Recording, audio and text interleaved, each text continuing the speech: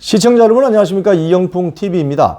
제가 예상했던 대로 조국 당대표 조국 씨가 독도에 가서 반일 감정을 자극하는 어떤 이런 시위를 벌였는데 이게 결국 일본 정부로부터 바로 반응이 나오죠. 제가 말씀드린 대로 이미 이름이 알려진 인지도가 있는 정치인들이 독도에 가서 여기 한국 땅입니다 라고 외치면 그건 결과적으로 일본에 있는 극우 세력들, 일본에 있는 어떤 우파 세력들 또는 뭐 일본 당국을 도와주는 일본 편을 들게 되는 국익과는 전혀 관련이 없는, 오히려 대한민국 국익을 훼손시키는 일이라고 제가 말씀을 드렸잖아요. 이 조국 씨의 이번 이 독도 방문 정말 또 이런 결과를 가져오고 말았습니다. 어떻게 보면 참사죠, 참사. 자, 일본 정부가 어떻게 항의했느냐? 지금 일본 정부가 조 대표의 독도 방문에 대해서 이렇게 이야기합니다. 역사적 사실에 비춰봐도 국제법상으로도 명백히 일본 고유 영토라는 점을 고려하면 도저히 받아들일 수 없으며 극히 유감스럽다. 짤막하게 했지만 이게 핵심이 뭡니까? 한국 너희들 거기 경찰력 보내서 실효적으로 지배하고 있지만 원래 독도는 일본 땅이었어 라고 주장하는 거죠. 자, 이걸 기록으로 남겨놓는 겁니다, 지금. 자, 이런 기록이 뭐 1년, 5년, 30년, 50년 계속 남으면 어떻게 되겠습니까? 나중에 이게 분쟁 지역이 된다고요, 결국은. 그러니까 대한민국 입장에서는 정말 대한민국의 국익을 생각하는 국회의원이라면은 이런 이해되지 않는 이런 짓을 하면 안 된다는 거예요. 일본이 당장 이렇게 한마디 딱 하잖아요. 일본은 뭐 이렇게 뭐 과격하게 반응도 안 해요. 딱 한마디 합니다. 독도는 사실적인 관계, 보세요. 역사적 사실에 비춰봐도 국제법상으로도 명백히 일본 고유 영토라는 점을 고려하면 도저히 받아들일 수 없다. 이게 무슨 소리냐면, 일본이 1945년도 항복할 때 연합군 그 미주리 옵니까? 거기다 항복 문서를 쓰잖아요. 거기에 처음에 우리나라 그 주요 섬들 있잖아요. 예를 들자면 뭐 제주도, 거문도, 울릉도, 독도, 요런 것들을 빼고 한반도와 그 소속 부서를 다시 반환한다. 처음에 이렇게 썼다는 그 의혹이 있어요. 그런데 이걸 기가 막히게 누가 눈치를 챘냐? 영국 당국이 눈치를 채가지고 미국 쪽에 알려주는 거죠. 왜? 영국은 그 전에 거문도를 불법 점령한 적이 있습니다. 왜? 거문도는 우리나라 남해안에 딱 중간 지점이 있습니다. 그러니까 거기에 군사기지를 두면 밖으로 나오려는 중국, 내려오려는 러시아를 딱 쉽게 견제할 수 있는 기가 막힌 섬이거든요. 그래서 그 거문도가 빠졌다. 뭐 제주도 빠진 건 금방 알 테고 워낙 섬이 크니까 거문도가 빠졌다. 울릉도가 빠졌다.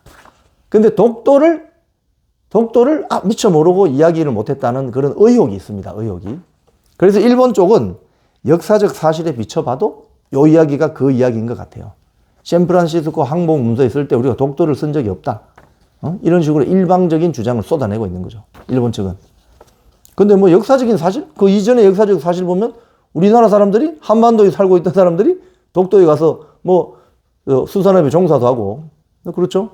뭐 그런 거 있습니다. 그런데 제일 중요한 것은 지금 우리 경찰이 독도를 실효적으로 지배하고 있다는 거예요. 실효적으로. 이게 중요한 거예요, 이게.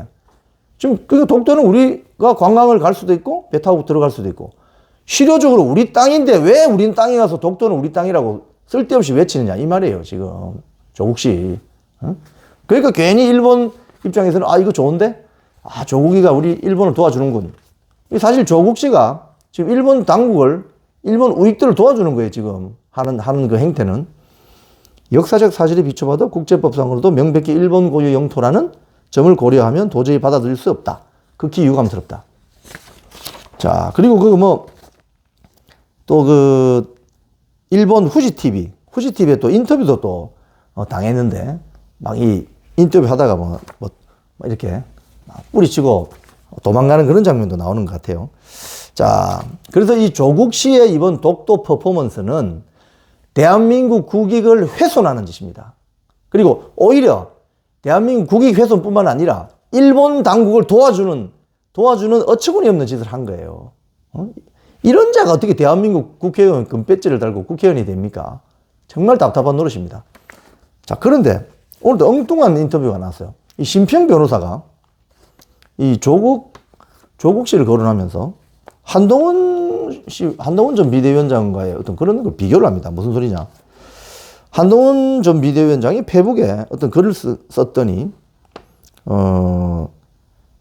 심평 변호사가 한동훈의 변명이라는 글을 써가지고, 그것이 국민의힘을 살리는 길이고 보수를 살리는 길이다. 이번 전당대회에 나오지 않는 것이 그 첫걸음이다. 이런 식으로 또 한동훈을 또 저격을 했어요. 그러면서, 한동훈 전 비대위원장을 조국 씨와 비교를 합니다. 자,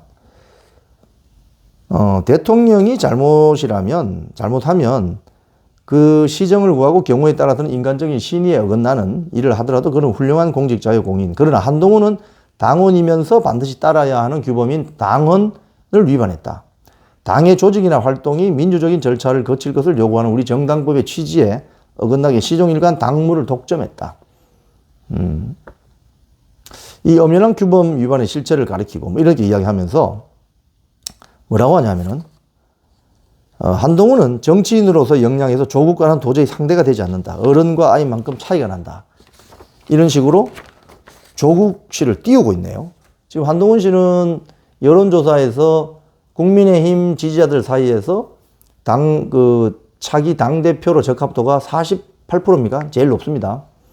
뭐 이런 과정에 심평 변호사가 왜 또 이 마당에 조국 씨를 소환하는지는 제가 그 배경은 잘 모르겠습니다만은 이번 이 조국 씨의 독도 퍼포먼스는 정말 이목을 끌려고 하는 거는 한국에 있는 우리 국민들의 반일 정서를 자극해서 이목을 끌려고 하는 그 정치적인 술수, 정치적인 어떤 목적은 달성했을지 몰라도 대한민국 국익을 엄청나게 훼손했고 오히려 일본 당국을 도와주는 이런 매국적인 행태가 아닐 수가 없습니다. 지금까지 이영풍TV였습니다.